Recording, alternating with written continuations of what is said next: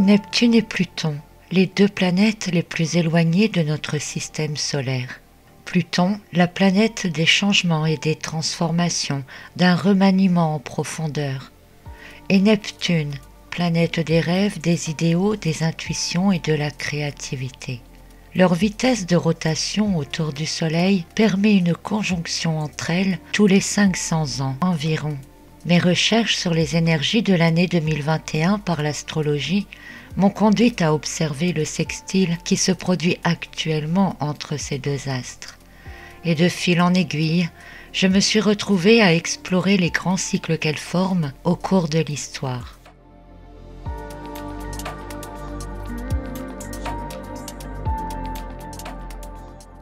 Le sextile entre Neptune et Pluton est une configuration qui n'est pas nouvelle puisqu'elle a commencé en 1945. Exceptionnellement long si on le compare aux autres sextiles à travers l'histoire. Un sextile de 94 ans qui touche 3 voire 4 générations de personnes. Un sextile qui agit en profondeur sur l'ensemble de l'humanité, donnant la sensation d'ivresse et de rapidité dans l'enchaînement des événements. Il va continuer de nous accompagner jusqu'en 2039. Actuellement, ce sextile se produit avec Pluton en Capricorne et Neptune en Poisson. Il est généralement interprété comme l'envie de se perfectionner sans cesse, et il rend sensible aux lois de l'évolution de l'humanité ainsi qu'à la vitesse prodigieuse des progrès techniques. Il est vrai qu'en observant l'histoire, la plupart des grandes avancées de l'homme se produisaient entre la conjonction et le sextile de ces deux planètes. Mais nous y reviendrons plus loin. Notons pour le moment que la période du sextile permet généralement d'approfondir, d'avoir le temps de s'adapter et de développer les choses au maximum. Mais comme tout, ce sextile a aussi sa face sombre. Une face sombre qui pourrait conduire au fait de subir l'évolution de la société ou encore de ne pas pouvoir contrôler une évolution trop rapide ou d'avoir l'impression que certaines choses nous échappent. On pourrait résumer ce sextile en parlant d'une période évolutive rapide avec des transformations et une avancée technologique dépassant les rêves les plus fous. En parallèle, Pluton en Capricorne et Neptune en Poisson peuvent aussi faire penser à l'émergence de nouvelles pensées, de nouvelles croyances ou religions. Je me suis donc tournée vers l'histoire afin de mieux comprendre ce sextile de Neptune et Pluton. Et pour cela, je me suis tout d'abord intéressée au départ, c'est-à-dire aux conjonctions que ces deux planètes forment ensemble. Et je me suis rendu compte que 4 conjonctions successives se produisaient dans le même signe astrologique, formant alors un grand cycle. Mais aussi que chacun de ces grands cycles correspondait à une civilisation particulière. Je me suis rendu compte que chacune des 4 conjonctions entre Neptune et Pluton au cours d'un même grand cycle correspondait également à un tournant dans la civilisation qui était en cours. Et ce sont donc les grandes lignes des recherches que j'ai entreprises à ces sujets-là que je vous partage ici. Mes premières recherches m'ont donc conduite à rechercher les conjonctions entre Neptune et Pluton au cours de l'histoire. Il s'écoule environ 500 ans entre chaque conjonction de ces deux planètes ensemble. Il y a d'abord eu 4 conjonctions dans le signe du Bélier. La première en -2560, puis en -2063, en -1569 et en -1072. Une série de conjonctions en Bélier qui a donc duré de -2560 à -580 et qui forme ce que j'appelle ici un grand cycle dans le signe du Bélier. Ensuite, il y a eu 4 conjonctions successives de Neptune et de Pluton dans le signe du Taureau. La première en -580, la deuxième en -83, la troisième en 411 et la dernière en 903. 4 cycles de conjonction en Taureau qui forment ce que j'appelle ici un autre grand cycle après celui du Bélier et qui a donc duré de -580 à 1399. Puis, à partir de 1399, les conjonctions Neptune-Pluton se réalisent dans le signe des Gémeaux. Le premier cycle, de 1399 à 1891, et le deuxième cycle dans lequel nous sommes, de 1891 et qui va durer jusqu'en 2386. Il y aura encore 2 autres cycles en Gémeaux, l'un commençant en 2386 et le suivant en 2877. Ces 4 cycles dans le signe du Gémeaux formeront alors un autre grand cycle en Gémeaux et donc le 3e depuis -3000 avant Jésus-Christ. Que pouvons-nous déjà voir? Nous avons 3 grands cycles, un en Bélier, un en Taureau et un en Gémeaux, au cours desquels Neptune et Pluton réalisent à chaque fois 4 conjonctions successives dans le même signe. Donc le grand cycle en Bélier contient 4 conjonctions en Bélier, le cycle en Taureau 4 conjonctions en Taureau et le grand cycle en Gémeaux contient 4 conjonctions en Gémeaux. Chacun des grands cycles dure approximativement 2000 ans. Et je m'étais alors fait la réflexion que si un ensemble de conjonctions successives Neptune-Pluton dans un même signe dure entre 2000 et 2300 ans environ, eh bien pour faire l'ensemble du tour de la roue astrologique, eh bien nous arrivons ici sur un très très grand cycle, du Bélier jusqu'au Poisson, qui dure à ce moment-là entre 24 000 et 27 000 ans. Et ce qui est plus intéressant, évidemment, c'est de mettre cela en rapport avec l'histoire que nous connaissons.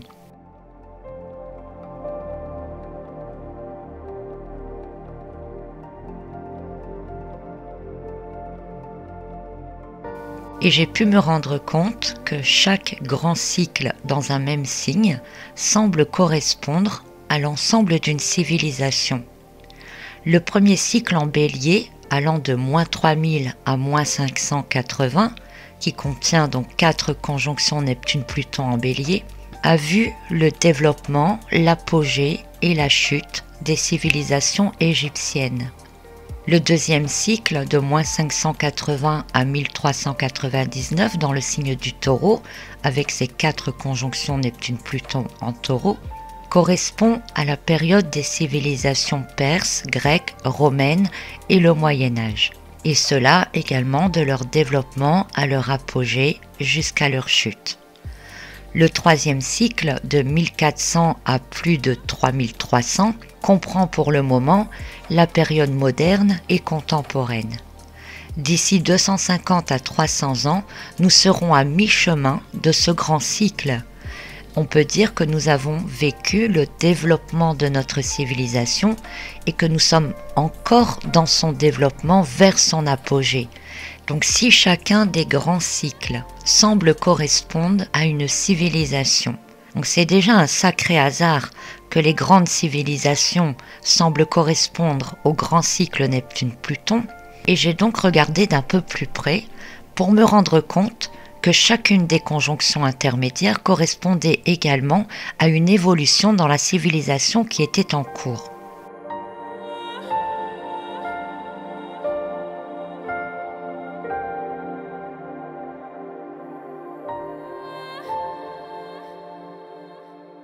Ainsi, si je prends le grand cycle en Bélier, correspondant de manière globale à la civilisation égyptienne, on peut se rendre compte que la première période, de -2560 à -2063, correspond à la mise en place de l'Ancien Empire. Une période qui a vu naître le contrôle de la Haute et de la Basse-Égypte avec un pharaon unique et l'instauration d'un gouvernement du peuple. Il fit voir le jour aux mathématiques, la chirurgie, le calendrier, l'écriture, etc. Le temps de la deuxième conjonction Neptune-Pluton en Bélier, de -2063 à -1569, c'est une période qui correspond au Moyen Empire. Au cours de ce cycle-là, se sont développées et multipliées les techniques d'irrigation des terres, entraînant une renaissance économique, l'abondance et une augmentation de la population. Puis la période de la troisième conjonction, de -1569 à -1072, correspond à la création du nouvel empire, dont la période reflète ici l'apogée de la civilisation égyptienne. Et la dernière conjonction, dont le cycle a duré de moins 1072 à moins 580, correspond au tout début de ce que l'on appelle la troisième période intermédiaire et qui marque la fin du prestige de la civilisation égyptienne vers son déclin et l'émergence des civilisations suivantes. Ainsi, l'ensemble du grand cycle en bélier, premier signe de la roue astrologique dont l'élément est le feu, correspondrait à la civilisation égyptienne pour lesquelles le soleil d'ailleurs était très important. Ça tombe bien, on est dans l'élément feu, et l'ensemble des inventions étaient majoritairement des premières, les premières écritures, les débuts de la médecine, etc. Et nous pouvons voir en même temps que chacune des 4 périodes de ce grand cycle semble plus ou moins correspondre à un basculement dans la civilisation.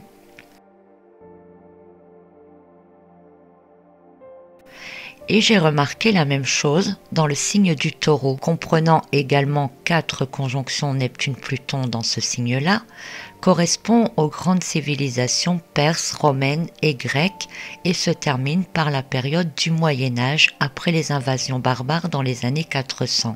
Le Moyen-Âge se terminant en 1400 pour certains, correspondrait alors au tout début du cycle suivant en Gémeaux, puisque la conjonction Neptune-Pluton dans le signe du Gémeaux a eu lieu en 1399. Mais le Moyen-Âge se termine en 1453 à la fin de la guerre de 100 ans pour certains, ou encore en 1492 avec les temps modernes et la découverte de l'Amérique. Mais bon, sur des laps de temps de ce niveau-là, on n'est pas à 90 ans à dire. Le grand cycle lié au signe du Taureau, marqué par les conquêtes, les guerres, mais aussi par toutes sortes d'inventions liées aux techniques d'agriculture, la maîtrise de l'espace avec les routes, les ponts, les aqueducs, l'architecture. Et tout comme la période de la dernière conjonction Neptune-Pluton en Bélier a conduit au déclin de la civilisation égyptienne et développa les civilisations suivantes, eh bien la période de dernière conjonction Neptune-Pluton en Taureau a conduit au déclin des empires et à l'émergence de ce que sera la civilisation suivante. Ce dernier cycle en Taureau a vu de nombreux progrès techniques, notamment lors du sextile Neptune-Pluton de cette période. Se sont alors développés les outils d'agriculture, augmentant les productions, entraînant une meilleure économie et un accroissement de la population.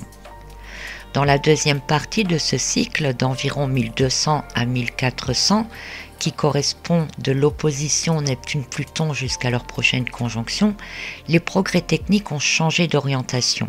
Et au lieu de continuer dans la terre, l'agriculture, l'aménagement de l'espace, les objets pratiques de la vie quotidienne, eh bien nous avons commencé à améliorer les bateaux, les outils de navigation, c'était l'apparition de l'astrolabe, bref, tous des objets liés à la découverte et permettant la conquête de l'inconnu.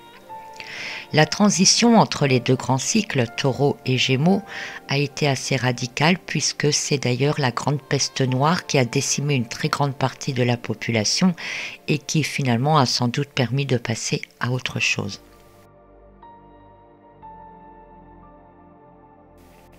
La première conjonction en Gémeaux a donc eu lieu en 1399 à la fin du Moyen-Âge et était le début de la Renaissance. On y ajoute également les temps modernes, la Renaissance fait partie des temps modernes et à notre époque que l'on appelle l'époque contemporaine. Comme c'est une période proche de nous, nous avons découpé l'histoire en petites périodes, mais peut-être que plus tard, on appellera l'Antiquité, le Moyen-Âge, et puis notre période dite contemporaine s'appellera peut-être les grandes découvertes, pourquoi pas. Nous avons encore trop peu de recul puisque nous ne sommes que dans la deuxième période, dans la deuxième conjonction Neptune-Pluton en Gémeaux. Comme nous venons de le voir, chaque grand cycle contient 4 conjonctions successives de Neptune et de Pluton dans un même signe et semble correspondre chacune à un ensemble de grandes civilisations. Et chacune des étapes intermédiaires, c'est-à-dire à chacune des conjonctions qui se produisent au cours d'un cycle, semble produire une avancée ou une évolution dans la civilisation en cours, un peu comme une sorte de basculement conduisant la civilisation vers son apogée puis vers son déclin. Notons le lien que l'on peut faire entre le signe astrologique dans lequel s'est produit la conjonction et les progrès, les inventions, les styles de vie qui étaient en cours à ce moment-là. Lors des 4 conjonctions en bélier, que je vous l'ai dit, c'était toutes les grandes premières, les premières mathématiques, premières écritures, les premiers pharaons, les dieux, les légendes, l'attirance pour le soleil. En taureau, 2e signe du zodiaque, on assiste à de multiples conquêtes, la terre, les territoires, l'amélioration des outils et des techniques d'agriculture, la politique économique, la maîtrise de l'espace, la jouissance des plaisirs de la vie, bref, tout ce qui correspond bien à l'élémentaire du taureau. Alors tout cela commence à faire beaucoup de coïncidences, et comme nous avons peu de recul sur notre cycle actuel, je décide de poursuivre mes recherches. En sachant que le signe des Gémeaux correspond majoritairement à la curiosité, à la recherche, à l'analytique, à la découverte, mais aussi à la communication, je me dis tout naturellement qu'il semble logique que l'évolution de l'homme se poursuive dans ces domaines, et c'est exactement ce que nous avons fait et ce que nous faisons encore. Étant actuellement dans le 2e cycle de conjonction Neptune-Pluton en Gémeaux, on pourrait même tenter de dire que nous allons vers l'apogée de notre civilisation actuelle, une apogée qui sera atteinte à la fin de notre cycle et au moins jusqu'à la moitié du cycle suivant, c'est-à-dire jusqu'à à peu près l'an 2500. Alors on sera plus là, nous. Puis ensuite, si ça se passe comme dans les grandes périodes précédentes, eh bien notre civilisation entrera dans sa phase de déclin pour laisser place à une évolution supplémentaire dans notre civilisation. Et cette évolution sera toujours bien entendu en rapport avec les caractéristiques du Gémeaux. Et puis dans le dernier cycle de conjonction Neptune-Pluton en Gémeaux, eh bien nous irons tout doucement vers le déclin de notre civilisation pour laisser place à la civilisation suivante.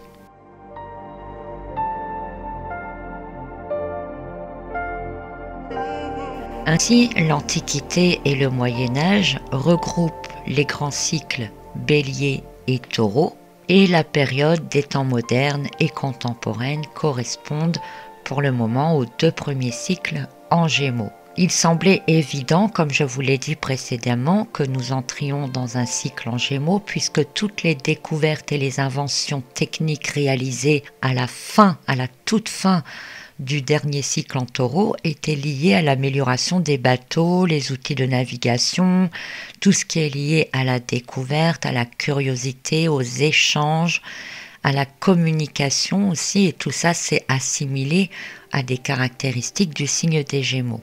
La fin du cycle en Taureau peut donc être vue comme une amorce du cycle suivant.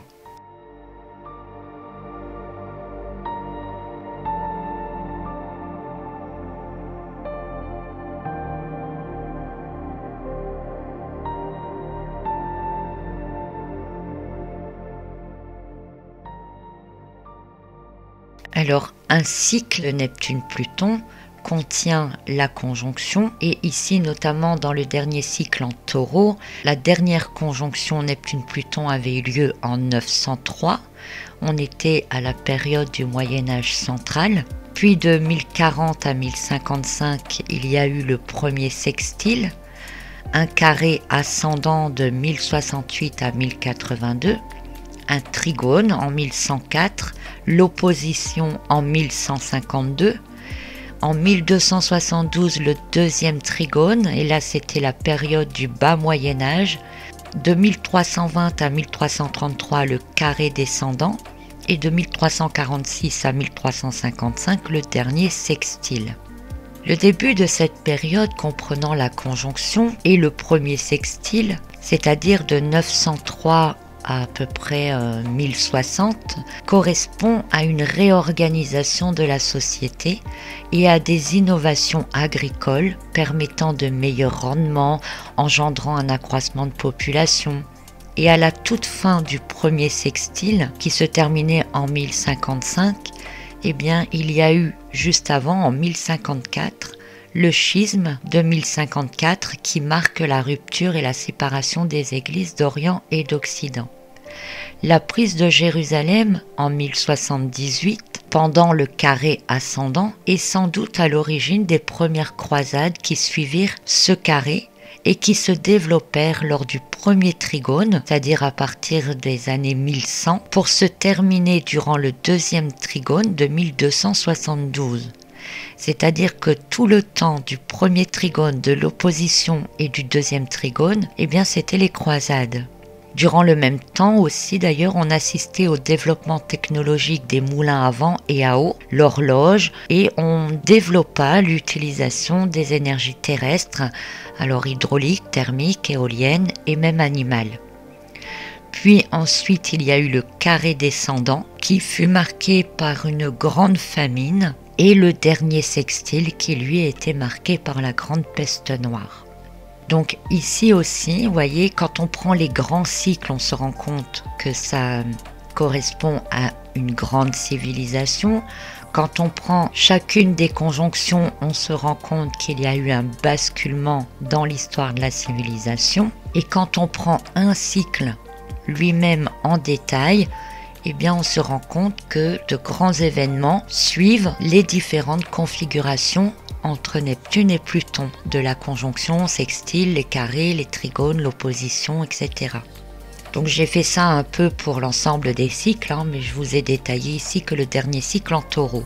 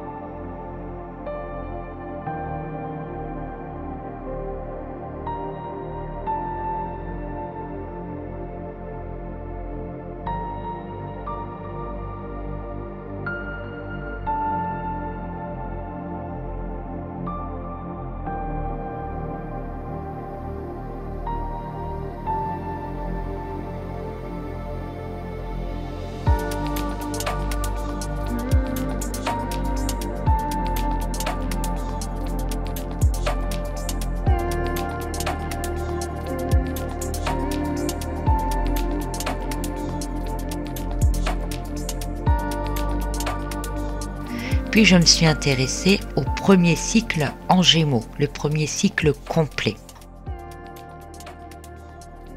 On avait donc la conjonction en Gémeaux en 1399, un sextile de 1453 à 1498, un carré de 1565 à 1579, un trigone en 1602, une opposition en 1650, un deuxième trigone entre 1772 et 1793, carré descendant de 1811 à 1823 et un sextile de 1839 à 1848. Puis ensuite, il y a eu la deuxième conjonction en Gémeaux qui marque le début de la période dans laquelle nous sommes, et elle a eu lieu en 1891. Et là, reprenons un petit peu l'histoire. Entre 1399 et 1453, on a beaucoup développé et perfectionné tout ce qui était amorcé à la fin du cycle en taureau, c'est-à-dire la boussole et son utilisation, le gouvernail, l'apparition de l'astronomie nautique, tout ce qui commençait à voir le jour et on pourrait dire un peu mis au point, un peu comme si on préparait les outils avant leur utilisation. Entre 1453 et 1498, alors que Neptune et Pluton étaient en sextile, on a utilisé ces outils pour élargir les connaissances.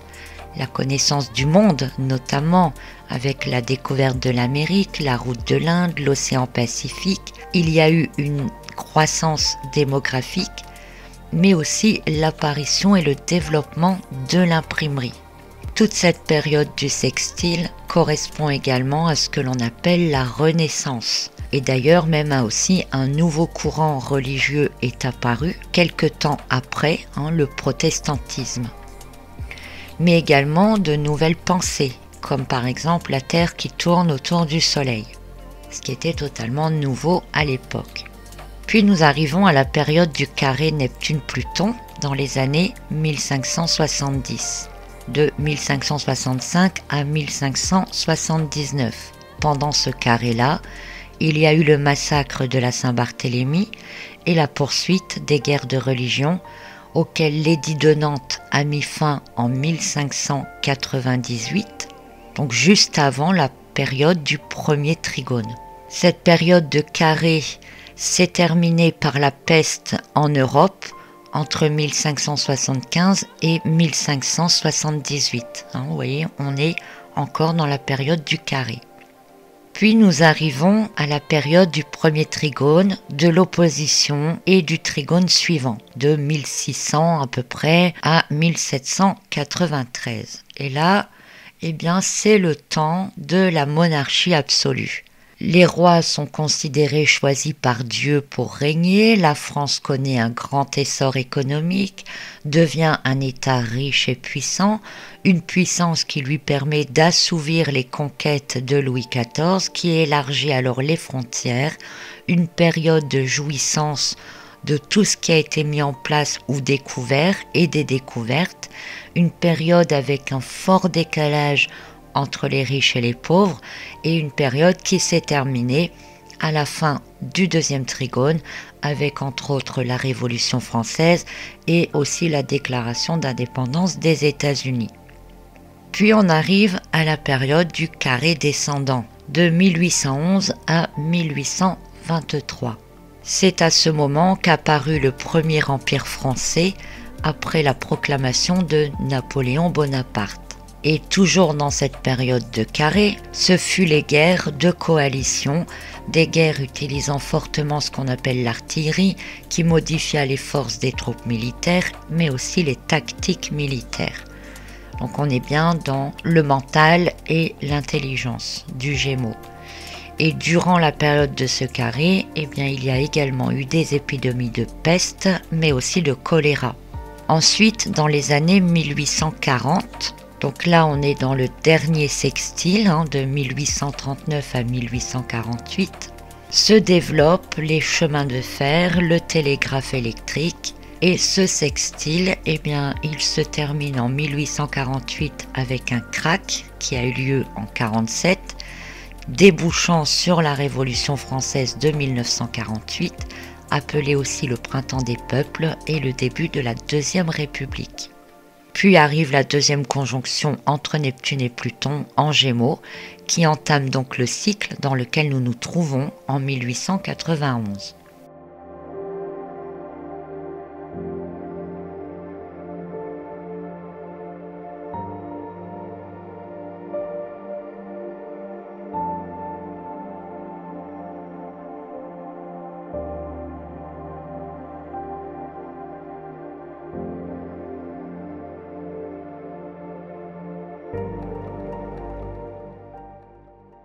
Alors je conçois que tout cela est grossier et rapide, mais dans l'ensemble, on peut vraiment remarquer que chacune des conjonctions entre Neptune et Pluton correspond à un changement dans la civilisation en cours et que les nombreuses avancées technologiques, les nouveaux idéaux, les nouveaux courants religieux se développent plus particulièrement lors du premier sextile. À chaque fois, on peut remarquer aussi qu'il y a comme une cassure au moment du premier carré. Puis les périodes de trigone, opposition et deuxième trigone ressemble généralement à une période de jouissance de tout ce qui est, avec des améliorations de ce qui a été créé ou un remaniement de ce qui a été créé. C'est aussi un temps où on profite des avancées qui ont été faites. C'est un peu comme une période où on les assimile, on pourrait dire comme ça. Une période qui à chaque fois atteint en fait comme un point culminant avant de sombrer, soit par des guerres, soit par des maladies ou des modifications climatiques, qui ont généralement lieu dans le dernier carré et le sextile suivant. Et dans le dernier sextile, on voit également apparaître doucement ce qui sera développé au cours du cycle suivant. Donc ce qui se passe au niveau d'un cycle particulier se produit également à grande échelle dans un grand cycle. Ce qui fait que, et ça ne reste que des observations, je le dis encore, mais pour une civilisation entière, les premières et deuxièmes conjonctions amènent la civilisation en cours vers son apogée. Dans la troisième, on pourrait dire qu'on profite, on est au maximum de la civilisation. Et dans la dernière conjonction, on est dans son déclin et l'apparition de la civilisation suivante. Donc nous actuellement, on en est dans un deuxième cycle, c'est-à-dire qu'on pourrait en déduire que l'on va vers l'apogée de notre civilisation actuelle. Et je ne parle pas de notre civilisation là 2020, je parle de notre civilisation depuis 1399. Donc ce qui est vrai au niveau d'un cycle Neptune-Pluton d'une conjonction à une autre, semble vrai également pour un grand cycle comportant plusieurs conjonctions et je pense que ça doit être vrai également pour l'ensemble d'un cycle de l'humanité qui fait entre 24 et 27 000 ans. J'ai pu remarquer que finalement l'homme a toujours réalisé ou obtenu ce qu'il voulait, ce dont il avait besoin au moment où il en avait besoin.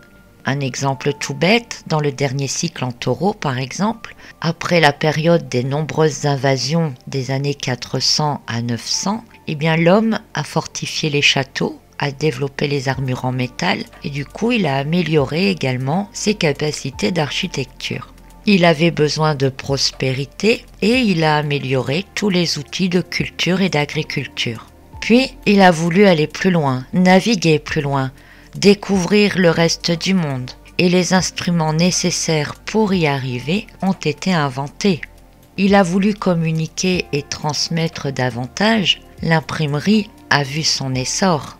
Alors que pourrait-on dire et vers quoi pourrait nous conduire notre cycle actuel qui est le deuxième cycle en Gémeaux?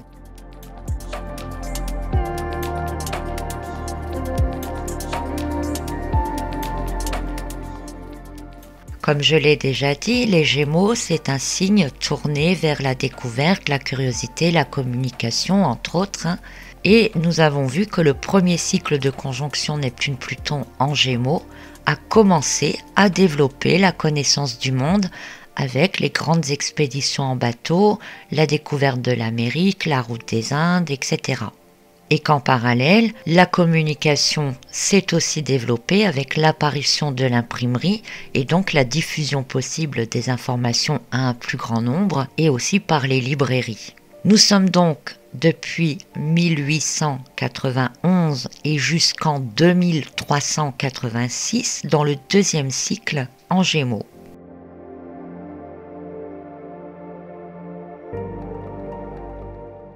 Et nous sommes dans le premier sextile. Ce sextile, je vous l'ai dit au début, il est le plus long de l'histoire parce qu'il dure 94 ans sans interruption. Tous les autres sextiles au cours de l'histoire ont été longs, bien entendu, mais avec de courtes interruptions parfois entre deux.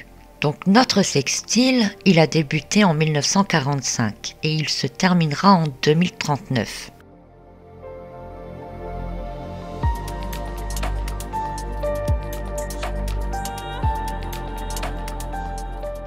Et qu'avons-nous fait durant tout ce sextile? Eh bien, nous avons fait de nouvelles découvertes. Nous avons développé les nouvelles technologies permettant ces découvertes pour aller toujours plus loin dans l'infiniment grand avec les lunettes astronomiques, les fusées à combustible, mais aussi vers l'infiniment petit avec les microscopes, les radios, l'exploration par l'IRM, etc. Durant ce sextile, il y a également eu, comme au cours des périodes précédentes, une croissance démographique importante. Et nous avons également développé les communications avec la radio d'abord, la télévision, Internet, les réseaux sociaux. En développant les technologies liées aux sciences, aux découvertes, aux recherches, en augmentant la vitesse de nos déplacements avec les trains, les voitures, les avions, et en optimisant la communication, eh bien, durant toute cette période du premier sextile, nous sommes dans un parfait alignement avec les caractéristiques du signe des Gémeaux et la notion de progression. Quelque part, nous reproduisons le cycle précédent, pas de la même manière, mais dans le fond, c'est comparable. Là où Christophe Colomb découvre l'Amérique avec ses outils de navigation et de meilleurs bateaux, eh bien nous, on a développé les fusées et on est allé explorer l'univers. Là où la presse est apparue, l'imprimerie, eh bien nous avons développé Internet et les réseaux. Donc tout est dans le même esprit de découverte du cycle précédent, mais en plus évolué. Et bien que nos connaissances et découvertes soient rapides et paraissent même très accélérées, eh bien nous sommes encore dans l'extension de notre savoir actuel.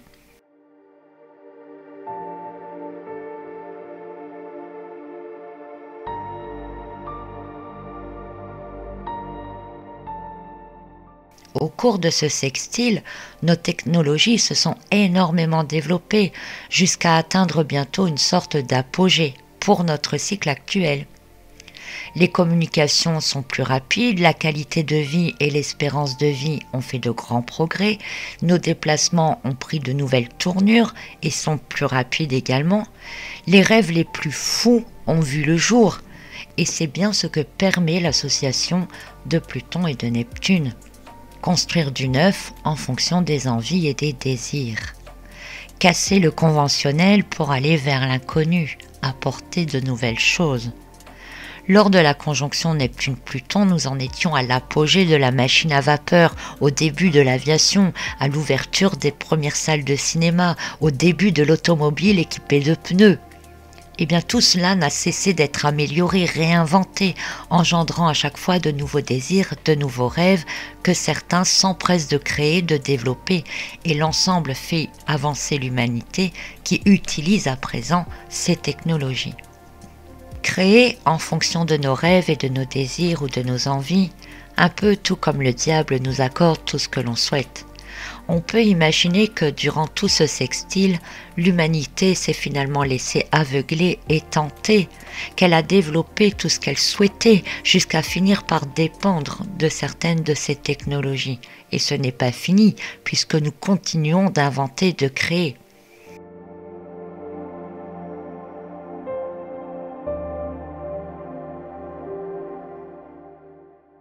Alors je vous invite à voir ce sextile maintenant plus en profondeur.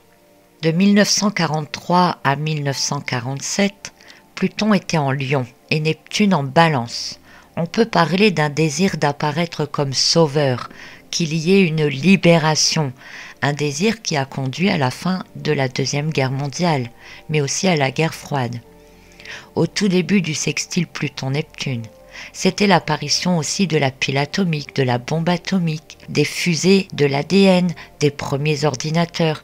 Bref, c'était le tout développement des technologies futures et c'était à celui qui aurait le dessus, au pays qui était le plus avancé par rapport à l'autre. De 1945 à 1953, alors que Neptune et Pluton transitent la Balance et le Lion, une attirance pour la domination et le pouvoir matériel est prédominante, avec l'envie de changer le monde sous forme diplomatique. Il y eut la conférence de Yalta en 1945. L'idéal était aussi porté vers l'équilibre, la facilité, la joie ou la possibilité de se distraire après une période très difficile de manque et de restrictions. Cette période a donc vu tout ce qui pouvait nous distraire apparaître. Les transistors, la télévision, le début des 2 chevaux, les cartes de crédit, les livres de poche, l'explosion du cinéma et de la musique. Entre 1958 et 1971, Pluton était en Vierge et Neptune en Scorpion. Pluton en Vierge a vu l'apparition de la contraception et du contrôle des naissances, avec un Neptune en Scorpion plus égoïste et plus personnel. Le monde est entré dans une période de faux idéal, un faux idéal avec le désir de vivre un mythe, de chercher une nouvelle identification, de créer des groupes d'appartenance. Le monde voulait des étiquettes.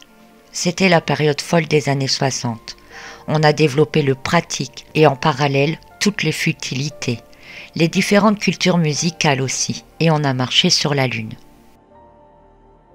De 1971 à 1984, Pluton, toujours en sextile à Neptune bien entendu, a transité le signe de la Balance, déterrant l'équilibre faussé et fragile des nations par le premier choc pétrolier et une recrudescence de la guerre froide. Parallèlement, Neptune en Sagittaire rêvait à d'autres idéaux, réalisant que le côté matériel n'était pas si important et qu'il fallait développer une nouvelle spiritualité. Le New Age est apparu. Neptune en Sagittaire, c'était aussi le désir de contact avec le lointain ou encore avec l'invisible. Et cette période a développé les téléphones dans les maisons, pouvoir contacter de loin toute personne, mais aussi les premiers jeux vidéo. De 1985 à 1996, Pluton était en Scorpion et Neptune en Capricorne. Neptune, dans un signe de terre, rêvait de technologies plus avancées, de changements au niveau des pays. Et Pluton en Scorpion a permis la chute du mur de Berlin, la disparition de l'URSS, l'explosion de Tchernobyl, mais aussi, dans le sens de Neptune, l'apparition des téléphones intelligents, le développement des ordinateurs particuliers. De 1996 à 2008, Pluton en Sagittaire réforme tout ce qui a attrait à la distance.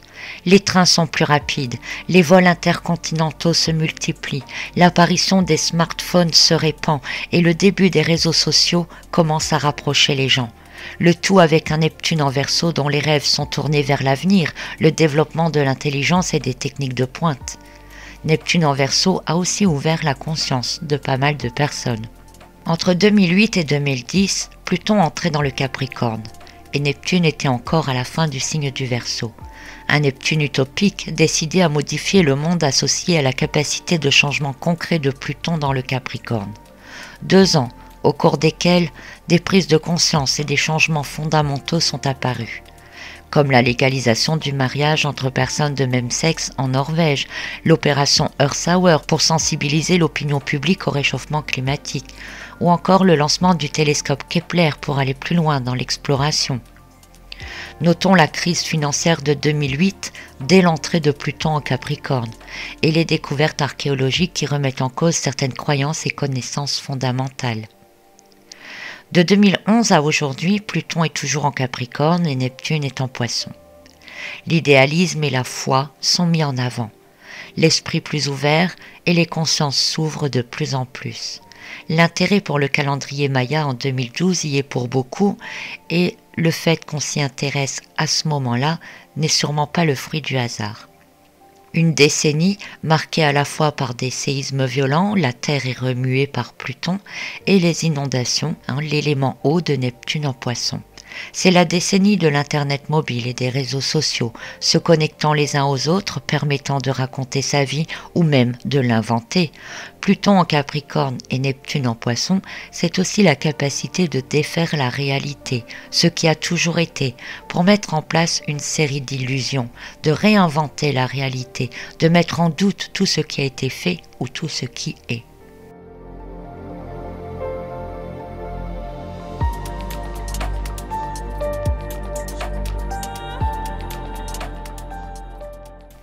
En 2021, le 22 février, Neptune entre dans le 3e décan du signe des Poissons.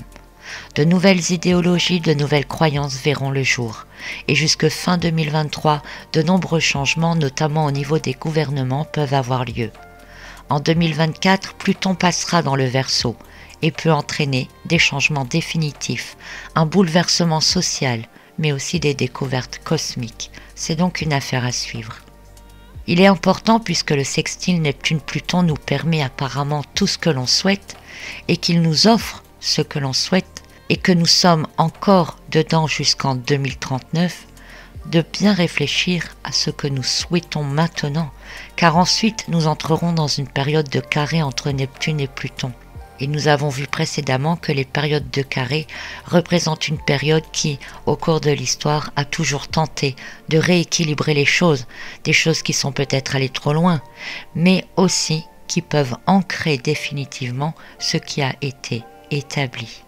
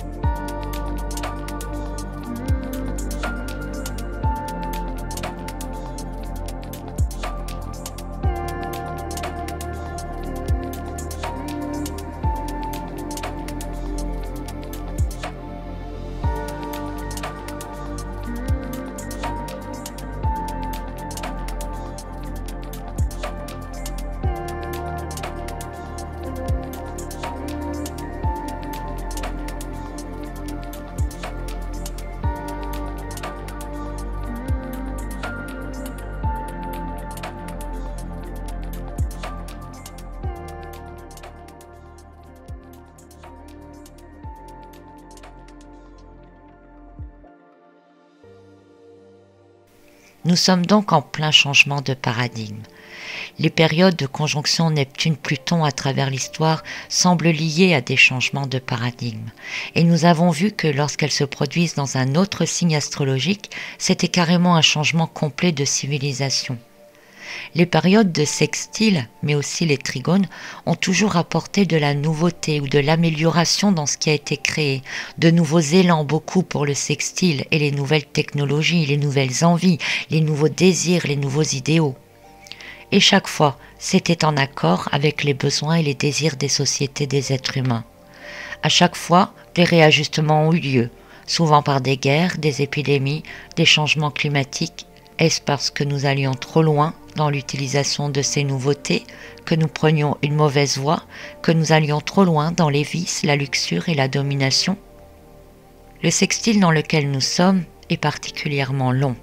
Il a permis de nombreuses découvertes, les unes après les autres, de nombreuses inventions, une croissance tellement rapide que la sensation que tout s'accélère est de pair. Des améliorations dans tant de domaines que l'explosion démographique en résulte. L'homme d'aujourd'hui n'est bien sûr plus l'homme de 1891. L'homme d'aujourd'hui a d'autres envies, d'autres rêves, d'autres buts, d'autres connaissances. Et à la fin de ce sextile, d'aujourd'hui à 2039, sera consacré à une autre mentalité qui mettra en place le nouveau paradigme, qui durera, lui, jusqu'à la fin de notre cycle actuel, soit jusque 2386. Vous commencez sans doute à comprendre que nous entrons dans les 20 dernières années de ce sextile et si nous nous laissons entraîner dans la facilité, dans l'individualisme, dans le désir, dans la convoitise, nous récolterons simplement ce que nous demandons, comme nous avons récolté jusque maintenant exactement tout ce que nous voulions ou tout ce que nous avons laissé faire. Dans les dernières années de ce sextile Neptune-Pluton, Neptune sera en Bélier et Pluton sera en Verseau. La possibilité que se mette en place une nouvelle forme de gouvernance, de passer à quelque chose de différent de ce qui est depuis 1891, est astrologiquement tout à fait réel. Il est plus qu'important de se rendre compte de la réalité des choses, de se rendre compte de ce que nous demandons, ce que nous désirons, ce que nous utilisons, mais aussi de ce que nous permettons. Durant les 4 années qui vont suivre maintenant, notre consentement est largement mis à l'épreuve. À chacun de nous de faire les bons choix, en conscience. Nous sommes en 2021 sur un axe karmique Gémeaux-Sagittaire, un axe qui peut autant nous diviser que nous unir, un axe dans lequel la conscience ne peut que se réveiller, un axe dans lequel la connaissance et la compréhension de l'intangible est possible, où l'irréel devient réel, l'inaccessible accessible, un axe révélateur. Si le Sagittaire correspond à l'idéalisme et le Gémeaux à l'observation, alors il est effectivement important, plus qu'important cette année, de poser notre regard sur ce qui est souhaité car nous sommes pleinement dans ce changement de paradigme. À travers cette étude, je me suis rendu compte que nous sommes réellement dans un tournant de l'histoire qui va conduire notre civilisation vers son apogée. Encore faut-il définir ce que sera l'apogée de notre civilisation. Mais une chose semble évidente, elle sera en fonction des désirs et des besoins que nous émettons et de ce que nous accordons. Pour comparer au cycle précédent, nous en sommes au moment où nous avons développé un maximum nos nouvelles technologies et que nous les testons, le nucléaire, l'intelligence artificielle. Nous en sommes au moment où les nouveaux courants de pensée prennent forme. Avant le premier carré de notre cycle qui débutera en 2058, un carré qui par le passé a tenté de stopper, mettre frein ou réajuster ou pourquoi pas punir, un peu comme une première remise à zéro. Tout cela n'est que spéculation, remarques personnelles sur des coïncidences qui m'ont attiré en observant les configurations astrologiques de Neptune et de Pluton au cours de l'histoire. Rien de tout cela n'est peut-être juste. Personnellement, cela m'a semblé indiquer l'importance de souligner que tout nous semble être accordé lors des périodes de sextile et que la suite dépend fortement de ce que nous en faisons.